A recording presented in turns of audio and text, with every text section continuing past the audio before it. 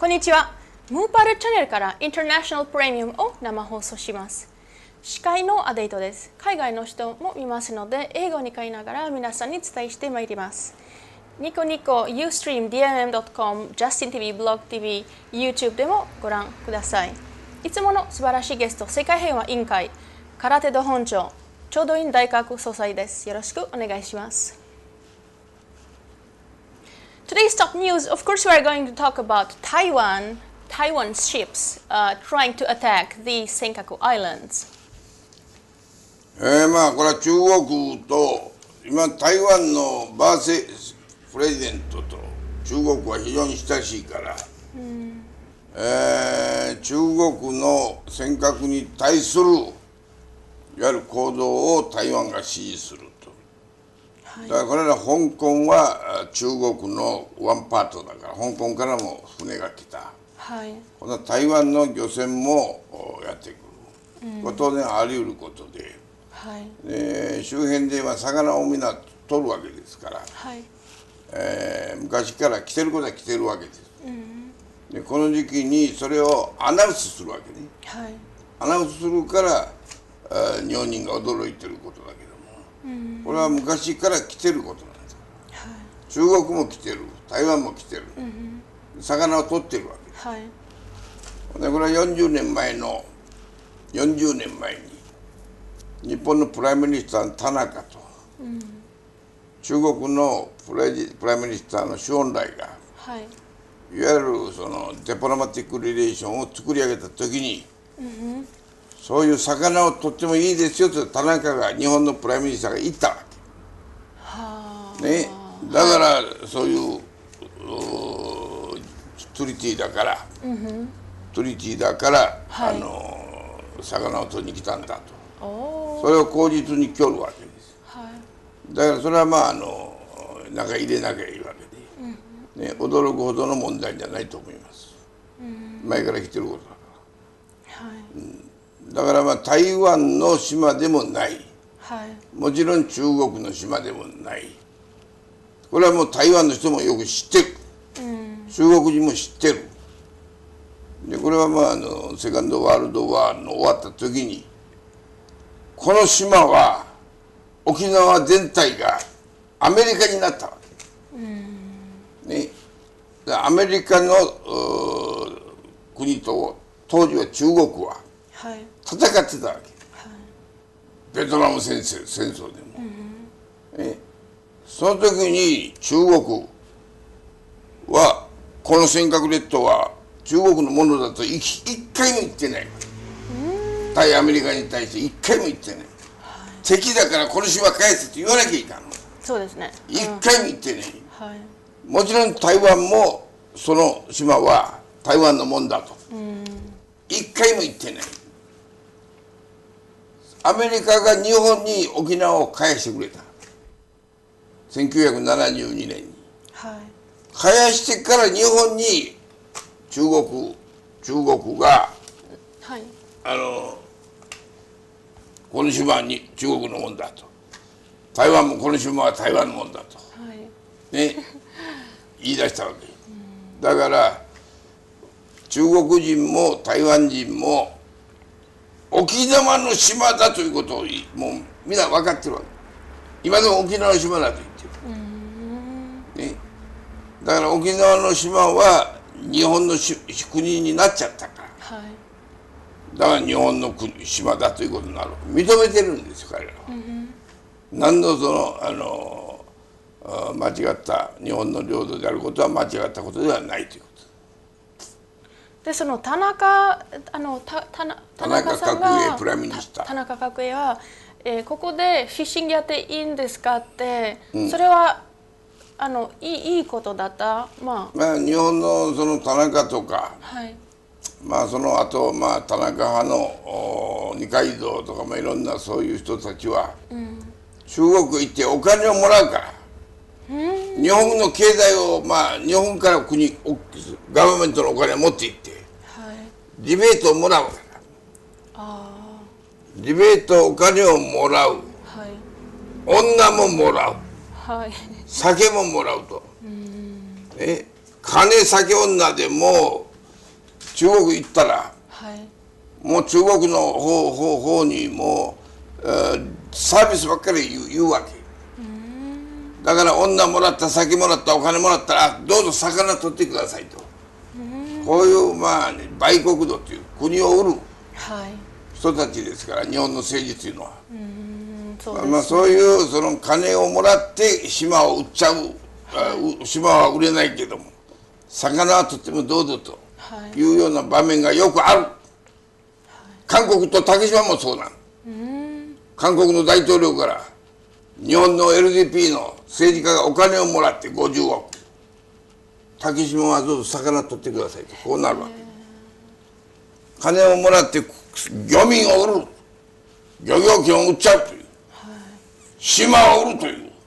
こういうことをよくやってる日本の政治家は売国奴中だ。これをそうですね、島を売っちゃうんだ、金もらって、個人でもらう、個人でプライベートで。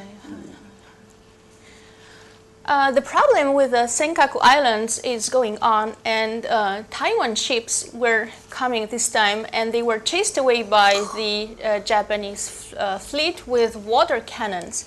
Now, Choden Daikaku Sosai tells us that actually, for many years, the ships from Taiwan and from China are coming around Senkaku Islands and are fishing. And they are allowed to come and fish because the former Prime Minister Tanaka made a treaty and allowed them to come fishing. So actually it's not a problem. It's only that this year it became such a out of control catastrophe because it's related to the demonstrations happening in China. But actually there exists this agreement in between Japan and Taiwan, China to for them to be allowed to come fishing. And this former Prime Minister Tanaka at that time used to make such deals with China and used to take Japanese government's money, taxpayers' money to help China. And so Japan was paying a lot of money to China many years ago, and he himself would pocket a percentage of that money and do such things almost like selling the country for his personal profit.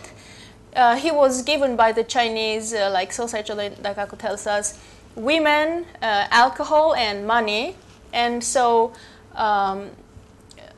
in a treason to Japan, he would do such deals, and most of the Japanese politicians are ready to betray their country for their personal profit. And so even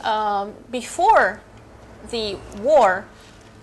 Taiwan and China, nobody was claiming those islands. And during the war, United States took Okinawa, and so Okinawa and the islands surrounding it belonged to United States. After the war finished, this area was given back to Japan. And during the time it was occupied by United States, nobody, China or Taiwan or the other countries, nobody was claiming those islands. It's just now when they belong back to Japan as a unity in between the Taiwanese Prime Minister and Chinese Prime Minister to do such actions as a performance against Japan. Next thing, we had a question from somebody who is viewing the show who would like to know about Myanmar. お客さんからの質問に対してミャンマーのこと質問がありました。はい、ミャンマーのいわゆるストックマーケットの、はいエクスチェンジをする証券取引所、エクスチェンジマーケット、はい、これを日本の東京証券取引所という、はい、これはストックマーケットをマネジメントしている、コントロールしている、この会社が、はい、ミャンマーへ進出する意向だと、はいね、必ずミャンマーはこれからはいわゆるキャピタリズムを採用するから、どんどんインベストが入っていく、ミャンマーの会社はいろいろお金をこれから使わなきゃいけない。そうするとストックを売らなきゃいけない。ストックを誰が買うかと。ミャンマーの会社のストックを買う人がどこで買うかと。マーケットがなければ買えないわけです。そうですね。ね。でマーケットで株、ストックとお金が交換される。これがいわゆるストックマーケット。ストックマーケットの日本の東京の会社が東京証券取引所なんです。これがミャンマーでそれをやろうというね、ことだけれども、もともとミャンマーはこれは英国のイングランドの植民地コロニアムの国ですから、ロンドンの証券取引所も同じことをやってくるかわからないから、これはフランクフルトにもストックマーケットがある、ニューヨークにもストックマーケットがある、香港にもストックマーケットがある、上海にもストックマーケットがある、シンガポールにもストックマーケットがある、オーストラリアにもシドニーにもストックマーケットがある、ね、こういう全世界のストックマーケットの中で東証がミャンマーでどれぐらいの影響力でもってそのストックマーケットのシェアを取れるか、これはまだ分かりません。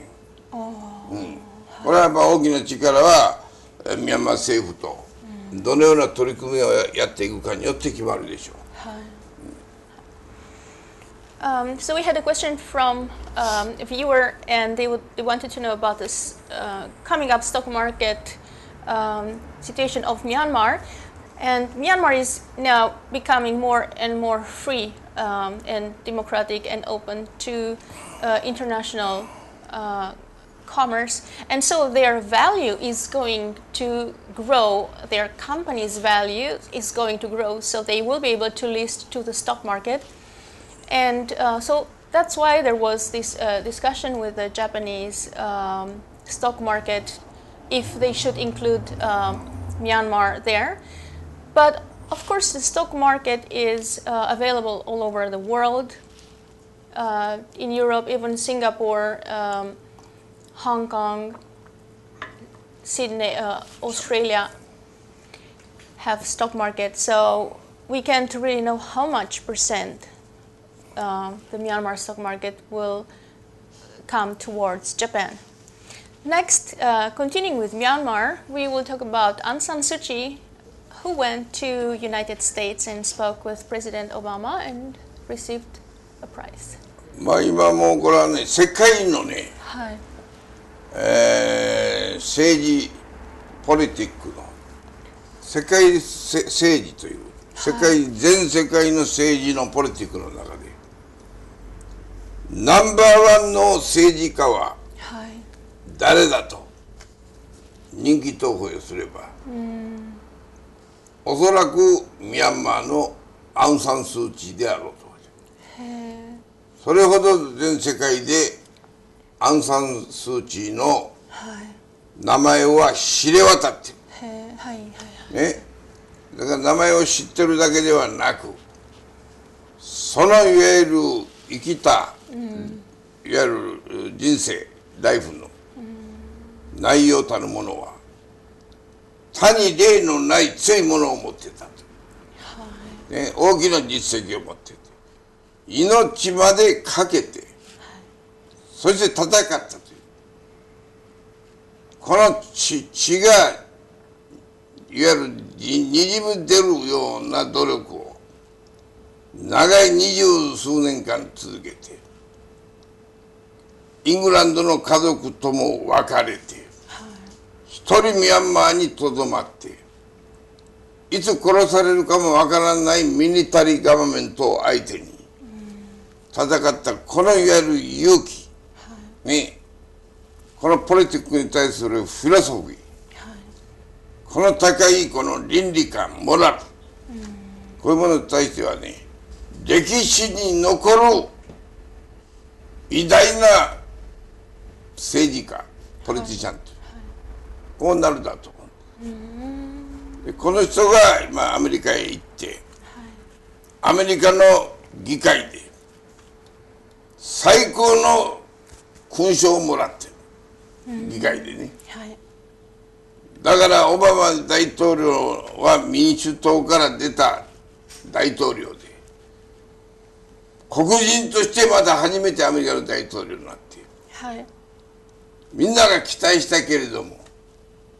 オバマは何の力もなかったと、何のリーダーシップも取れなかったと、何のこのみんなが世界中から感動されるような、こういう実績がない、レコードが何もないが、ミャンマーのこのいわゆる女性の民主化リーダーとしてのアン・サン・スー・チーの名前はオバマの100倍1000倍に値する、人気を今持っちゃってる。だから彼女の力が今世界ナンバーワンだと、これはもう2番目が独裁者プーチンです、プーチンよりも人気は今高いって言われちゃう、世界のポリティシャンのランキングがナンバーワンはミャンマーのアウン・サン・スー・チ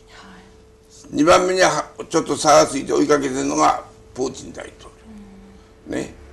日本の野田は一番ドンケツ、一番もう誰も知らないこんな野田なんか、世界で野田知ってるやつはおらないでしょ、おそらく。そうですね。誰だ野田っちゅうのはって、日本のプライムにしたらいいと誰も知らないの、知らないっちゅうよ。そうですね。あの小さいミャンマーの経済もないミャンマーの、何の財産もお金もないアウン・サン・スー・チーが世界ナンバーワンになってる、それが本当の政治家の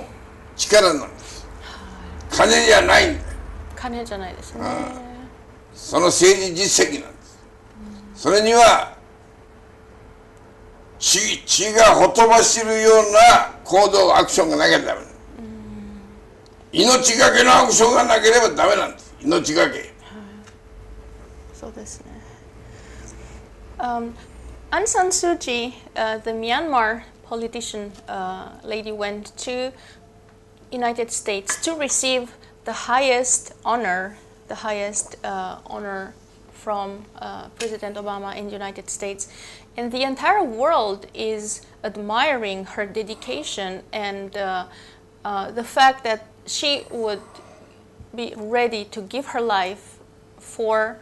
her belief and for the good of the Myanmar people. She gave up her family in England and stayed in Myanmar, where she could have been killed anytime, any day. And she did this for more than 20 years, continuously fighting for the good of the Myanmar people. And so Sosai Chodoin Daikaku tells us that she is the most admired politician of our times in the entire world. It's not thanks to money that she achieved this, but it's a fact that one should be ready to give everything, to risk their life in order to achieve. And sadly, President Obama was not able to impress the world and to do such a big change. And if we think of the Japanese Prime Minister Noda, he is basically unknown to a level so low to be unknown in the entire world. But everybody knows Aung San Suu Kyi. And the second one would be Vladimir Putin. And she is to be respected. Next, in France, there was Charlie Hebdo magazine, who again published. アメリカのDVD のいわゆるムービーによって、全世界のイスラム教徒がモデレムがデモを行って、アメリカ大使を殺してる、リビアでは、エジプトでもアメリカ大使館を攻撃してる、パキスタンでもあらゆるところでイスラム教徒がこのムービーに対して行ってる、ね、でこれはもう裏はロシアのパワーがコントロールしていることは間違いないと思います。で今度はフランスでそういうまたイスラム教徒のモハメッドのいわゆる風刺が悪口をコミックマガジンで載せた、はい、でこれはまあフランスとしてはやね、そういうイスラム教徒のまたデモがフランスで起こったら困るから、でもこの件に関しての中止命令を出した、ね、だからフランスの手の打ちようは非常に今これは早かった。これは、はい、フランスではデモが起こらないんだから、ね、だからその外国がいわゆる企てたシナリオでデモをして政府にプレッシャーをかける、これはフランスでは行われないと、これはオランド大統領の非常に今スピードのある対応および解決策であったと私は思います。そうですね。So that magazine in France, Charlie Hebdo, published something attacking the Muslim and Prophet Muhammad. But Prime Minister of France, François Hollande, he did not allow the Muslim people in France to make any demonstrations, and it was very fast that they took this action to stop and to not allow any demonstrations. And Sosai tells us that it was a very good and fast political move of François Hollande. みんなはまあフランスで住んでるんですけど、まあ、その宗教の自由が一応あるけど、そのフランスだと何でもジョークにして OK ですから、まあ、キリストでもジョークにして、政治家をジョークにして、それはもう歴史としてそういうジョークをするは認めるもの。それで、逆にじゃあフランスに住んでるこのムスリムたちがフランスのルールに全然ルールを守らない。例えば、ね、そのまま彼らのなんか女性を、ね、顔を隠してそのまま行かせるとか、フランスは認めてるんだけど、モスリムのいわゆるカスタムを、そう、だからフランスのモスリムたちは、あまり本件では騒いでないですね、まあ、ストップかけられてデモストップだと、先に政府が手を打ったけども、あんまり騒いでないと思いますよ、この同じような問題が起こっても、だからこれはまあ本当は騒ぐ問題じゃないんです、このムービーも。これはまあ政治的一つのストラテジーでやってることだから、ポリティカルストラテジーでやってる、利用されてるわけ、このムービーが、ムービーが決しての大きなもんじゃないんです。ポリティカルストラテジーがこれで騒ごうというシナリオを作ったんだ。Next stop is United States. There was some poison in rice. これはアメリカの食料品に毒が混じってるという噂が今世界中で流れてるんですからね、だからコーンにもそういう問題があって、エイズ、がんになると、今回はライスにヒ素が入ってる。ヒ素っていうのは猛毒ポイズンです、英語で何て言うか分からない、ヒ素ね、これはもう日本語では猛毒なんです、ヒ素、これでヒ素中毒でみんな死ぬわけだ、だからこれがライスに入っていると誰も買わないから、そうですね、これも今もう世界は戦争してるわけですから、ね、昔の東西の戦争じゃない、いわゆるロシア勢力、イラン勢力対 NATO 勢力、アメリカ、この戦争が始まっている。もうすでにシリアという国ではその戦争が始まってるわけ。内戦という形で、その後ろには NATO がおる、片っぽにはロシアがイランがおる、始まってるわけ。これさなかだから、うっかりしたらライスにシソ巻かれることもある。トウモロコシ、コーンになんかがんになるポイズンをパッと入れれればいいから。そうです。そしてそれをもう先にアナウンスする。ね、だから、まあ、今日も WHO が新しい細菌が、ニューインフルエンザが発生したとか言ってるけども、どこまで本当かこれわからないんで、みんな今プロパガンダが多いから、戦争中の話だからこれ、もう戦争は始まってるんだ。世界戦争が始まってる中で平和ボケした日本政府だけはボーっとしとるわけ。もう全部世界は戦争準備してるわけだから、こういうアメリカのライスにはヒ素が入ってるぞというのがニュースで流れるわけ。それによってアメリカはそれを世界を売ろうと思って売れなくなる。こういう一つの戦略だと思えばいい。敵の戦略、エナミーの戦略なんです。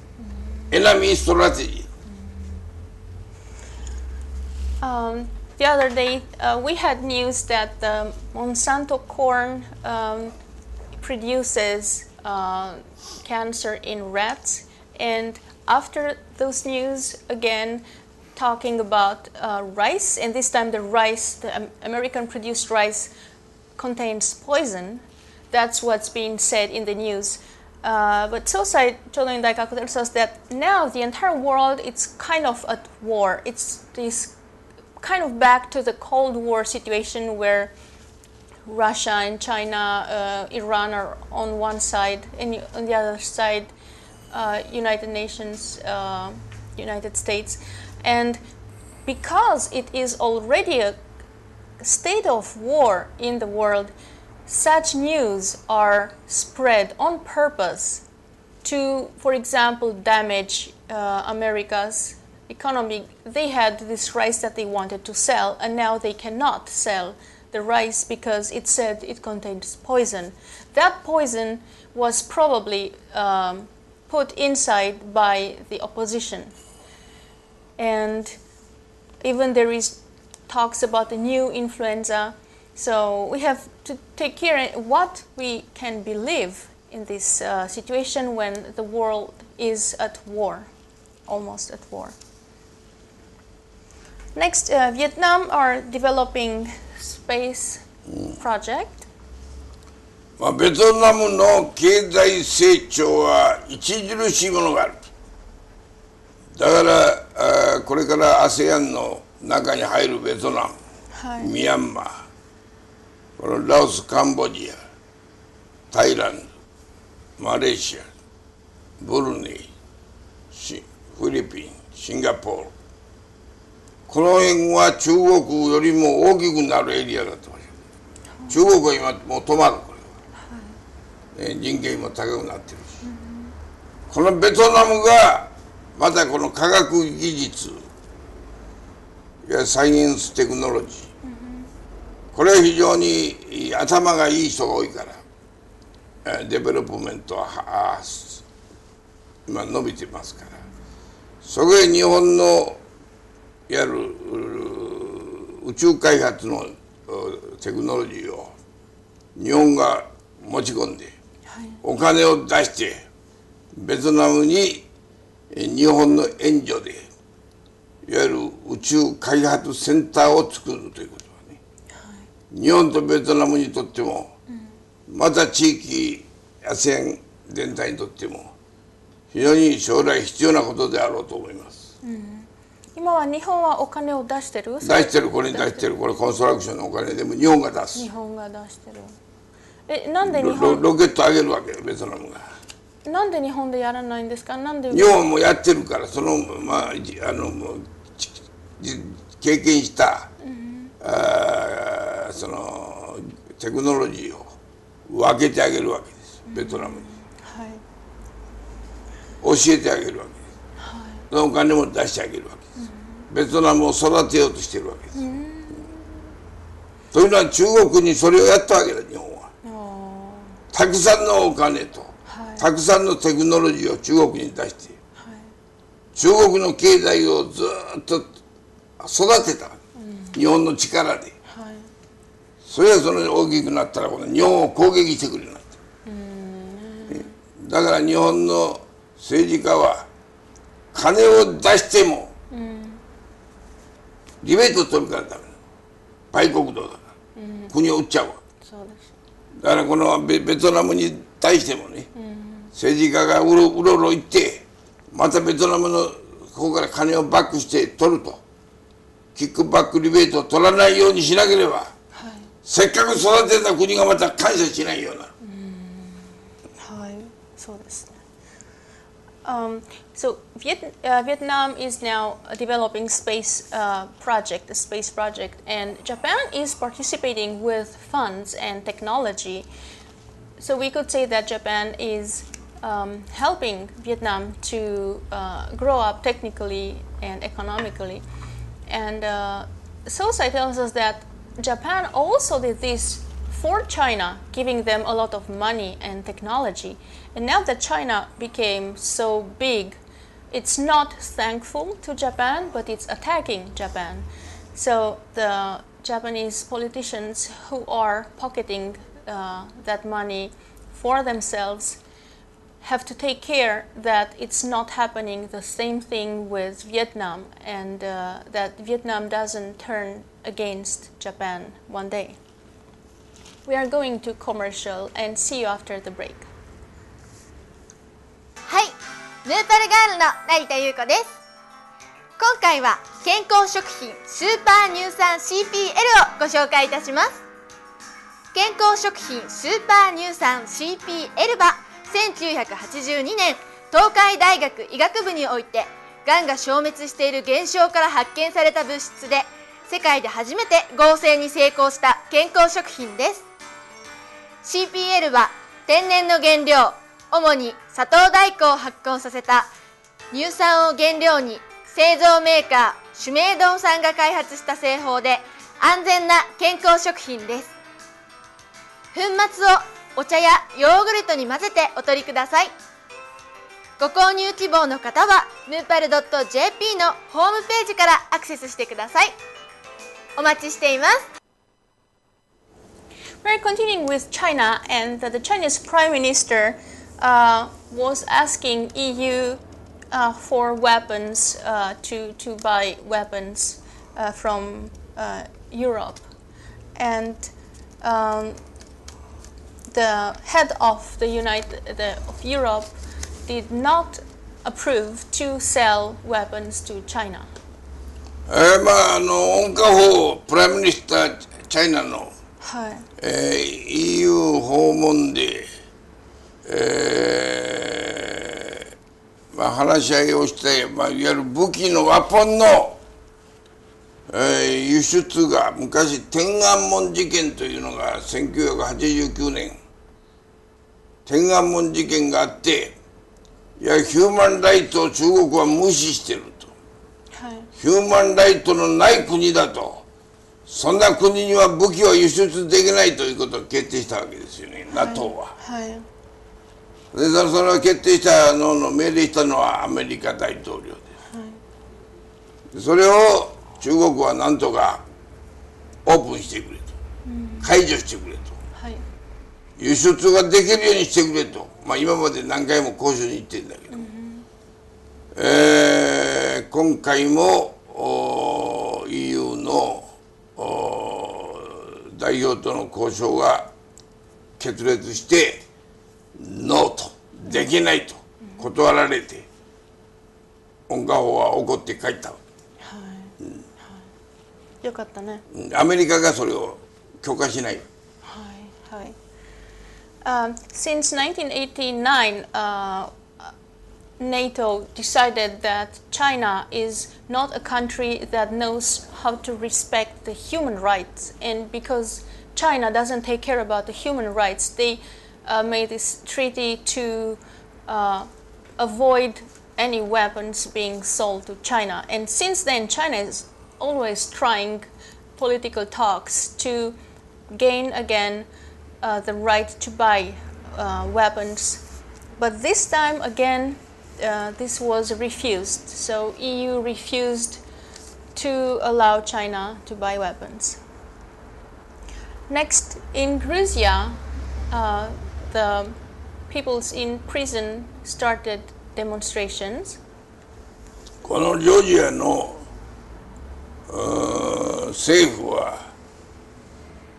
もともとは旧ソ連のグルジアであって、ゴルバチョフ内閣の時の外務大臣はグルジアの出身のシュワルナデが外務フォレンミニスターやったぐらいで、ソ連時代はいわゆる完全なる反 NATO だったわけ、はい、それが今度はペレストロイカで全部インダペンデントした時に、はい、いわゆるこのエストニア、ラトビア、リトアニア、ベラルーシ、ウクライナ、ジョージア、はい、グルジア、ね、アゼルバイジャン、アルメニアみんな独立した。その時にジョージアは NATO 側に移った、はい、リトアニアもエストニアも移った、EU が入ったわけです、ジョージアにはアメリカの基地を作ってイランを狙った、そこから、はい、それは一番プーチンは怒ってるわけです、それを。それで次のこのいわゆる選挙があるわけ、はい、ジョージア、グルジアの選挙が、はい、ね、だからこのサガシビリという大統領が現在でサガシビリ大統領を変えたいという、その変えたいがためにデモを今度はまたしたい、いつもプーチンは KGB を使ってデモをどんどんやるのが一つのストラテジーだから、はい、そこで刑務所の囚人にみんなデモさせてるわけ、はい、刑務所の囚人に、はい、でソ連時代にロシアサイドとべったりの人が今プリズンにいっぱいいてるから、そのプリズンの中でデモをして、はい、今の政府ガバメントを攻撃しろとこうなってるわけです。その時選挙で、はい、おそらく今の大統領は変わり、いわゆるこれユーロシアアライアンスに入ってくるロシアサイドの大統領に変わる一つの兆候であろうと私は思います。そうです。So Georgia used to be part of the great Soviet Union, and even former President Gorbachev, he comes from this area. After Perestroika,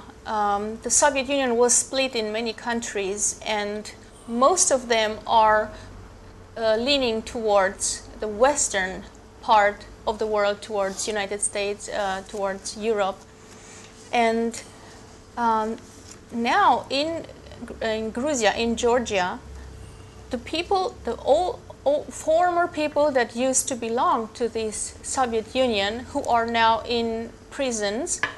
start demonstrations against the prime minister of the country and to ask him to be replaced.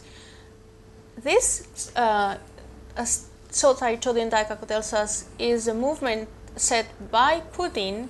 because Putin wants Georgia to get back to in relations with Russia, and so he's behind scenes manipulating as much as he can the people to make those demonstrations so that Putin himself can have this country back to join forces later on. Next, in England, the Liberal Democratic Party wants to split from Cameron. このいわゆる今のルーリングパーティーのキャメロンと、はい、ブリッジを組んで連立政権、ブリッジ政権を作ってたのが LDP です。はい、ね。だから LDP のグレーダー、プレジデントグレーダーが、もうブリッジやめると。ね、彼はバイスプライムミニスターなんですよ。キャメロンの次ですよ、グレイダーは、ね、はいはい、リベラル・デモクラシー・パーティーのプレジデントはバイスプライムミニスター。辞めるとも連立は辞めたと。というのは連立のためにグレイダーのいわゆる名前が落ちてるわけ。人気がなくなってきてるわけ。それよりもニュートラルでブリッジ組まずにインディペンデントの方が名前が上がるから、人気も上がるからね、いずれこの大きなパーティーになってガバメントを取りたいと、プライムミニスターになりたいという野心があるだろうから、そのためにはキャメロンの下におったんじゃダメだと、別れると。でもこれを決定したということです。もう別れます、これは。まずはキャメロンはやりにくくなるということです。それでエスケープで逃げると。彼自身もバイスプライムミニスターもうバイスプライムミニスターいらないと。やりたくない。もうやめると、いらないと思う。自分はインディペンデントで、オポジションパーティーでもインディペンデントでやった方が人気が上がる。ということで、人気、次の選挙を狙った人気でしょ。このままじゃ選挙で埋没して負けちゃう。そうですね、ブリッジ組んだために。ブリッジは LGBT のためにはプラスじゃない、マイナスだと判断したわ。そうです。The Vice Prime Minister of England, Grader, who is the top of the Liberal Democratic Party, decided to give up his position as Vice Prime Minister and to have this Liberal Democratic Party split from the big union that they made with the party of Cameron, who is now the Prime Minister. And they are doing this because they understand that if they are together with Cameron, Grader will not be doing well in the coming elections. So they want to split, and they know that they will be much more successful if they are on their own. And for the coming elections, this is the strategy that's going on in England. Next up, in Spain, the drug mafia was having 5 tons of cocaine. これはブルガリアのソフィアに本拠を持つマフィアとスペインのマフィアがこの南米からコカインを5トン、これをラスパルマスへ運んで、ラスパルマスでスペインのポリスに捕まったと。まあいうことで、今そのスペインは大変な就職ができないアンエンプロイメントが多い。それでもう犯罪がいっぱい増えてる。そうですね。だから犯罪者はですね、お金に代わる儲かることをやりたい。そこでブルガリアのマフィアもですね、やっぱりハングリーの人が多いから、これは思い切ったことをやる。命かけて何でもやるという。でスペインのハングリーとブルガリアのハングリーが組んで、このドラッグの大きな組織を今作った。これ一例であって、このもん潰れるわけね。またどんどんスペインは、今度はドラッグセンターになるだろうと。スペインはもうどんどん悪い方向へ行く。ドラッグセンターになる。We know very well that the economy in Spain is very, very bad, and in Bulgaria the economy is bad too. And in such situations, people are ready to do anything in order to survive, and are ready to risk their lives to survive. And people who go to mafia, who become mafia, and who are ready to transport such drugs are becoming more and more. And the other day, a ship with 5.5 tons of cocaine coming from the South Americas has been found in the Spanish island Las Palmas. So this transport of cocaine has been stopped, but there is a society, a drug society in between Spain and Bulgaria, and they will continue to attempt such transports for making money. That's the only way they see to make money these days, and probably Spain will become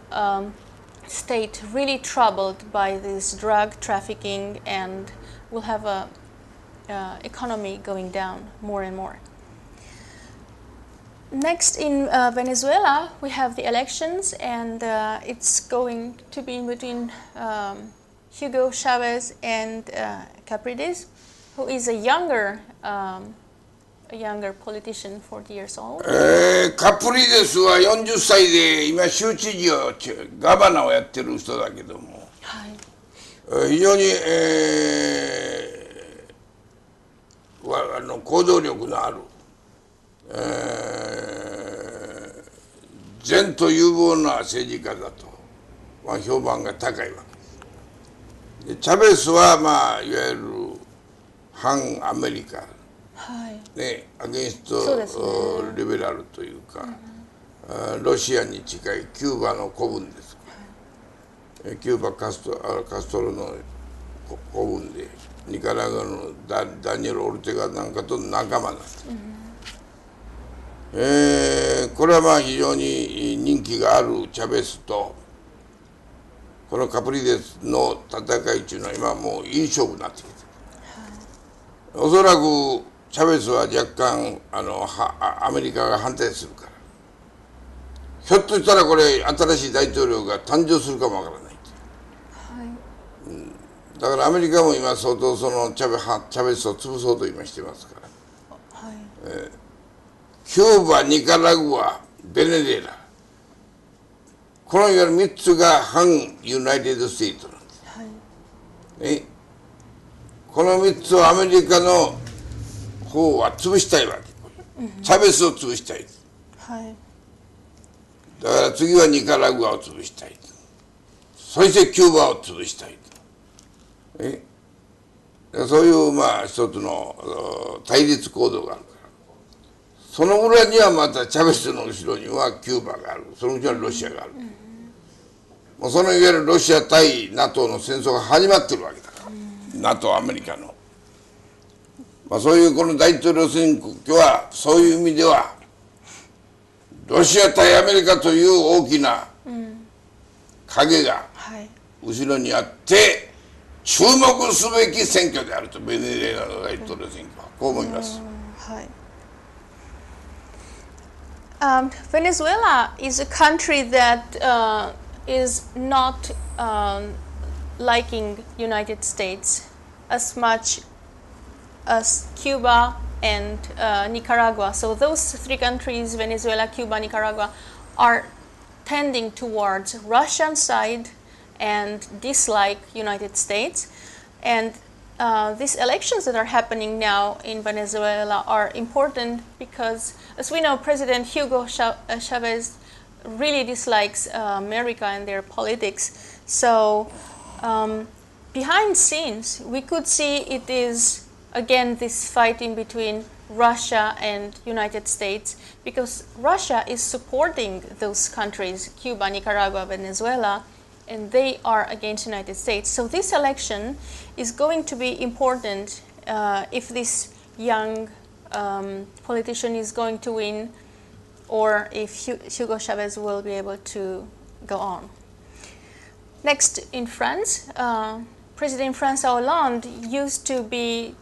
have 60% approval rates, but those approval rates sank to 40% in the recent polls. オランドは大統領になった時は 60% のサポーターの支持があった、は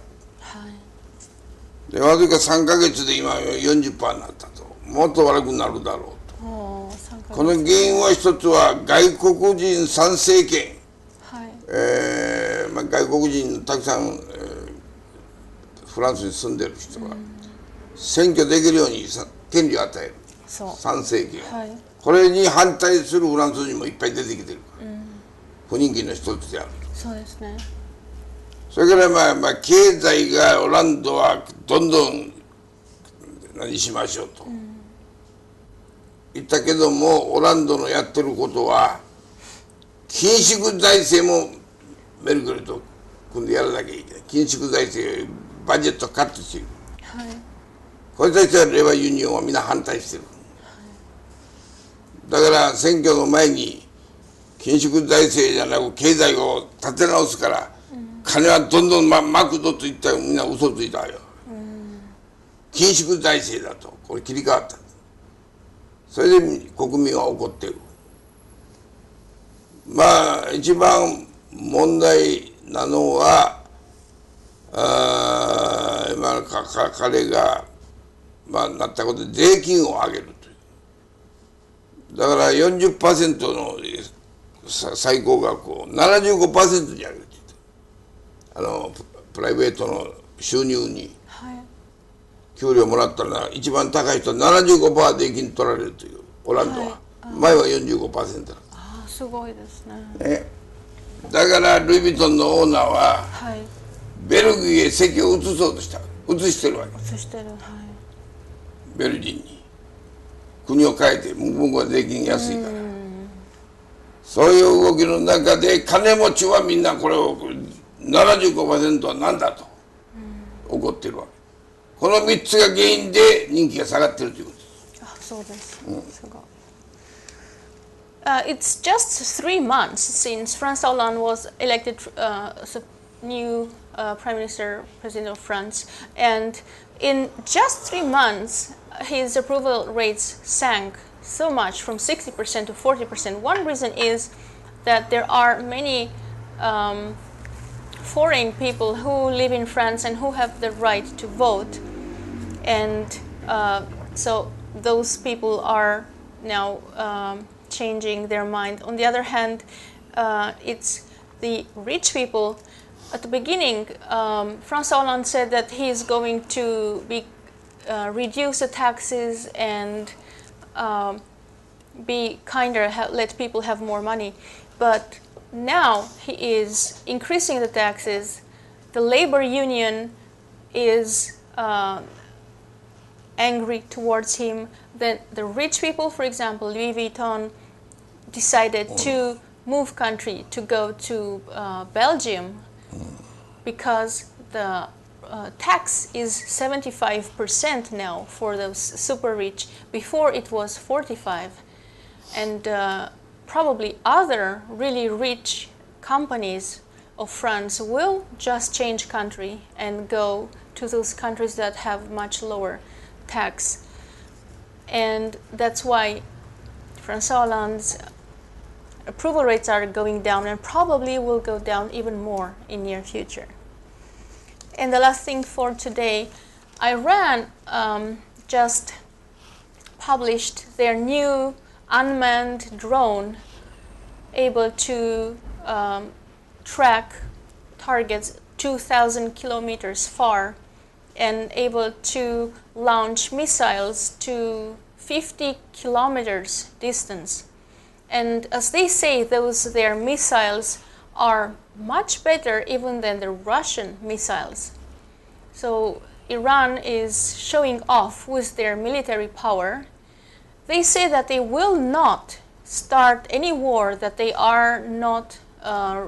going to attack Israel, but on the other hand, they show off that they have this advancement of technology, military technology. イランもやっぱりいろんなプレッシャーで経済制裁やらで大混乱しているさなかで、やべえもう戦うことをもう覚悟してるわけ、イスラエルといつの戦争にはもう備えや準備してるぞと、だからそういう新しいエアプレーンでアタックする技術の開発も、しかしその裏でサポートしているのはロシアです、全部ロシアです。And as we know, Russia is in good relation with Iran. And so Sancho Daindaigak says that behind all this new technological power is again Russia and probably Putin. We thank you for today and see you next week. これからも日本を取り巻く国際社会問題をお伝えしてまいります。ではまた来週。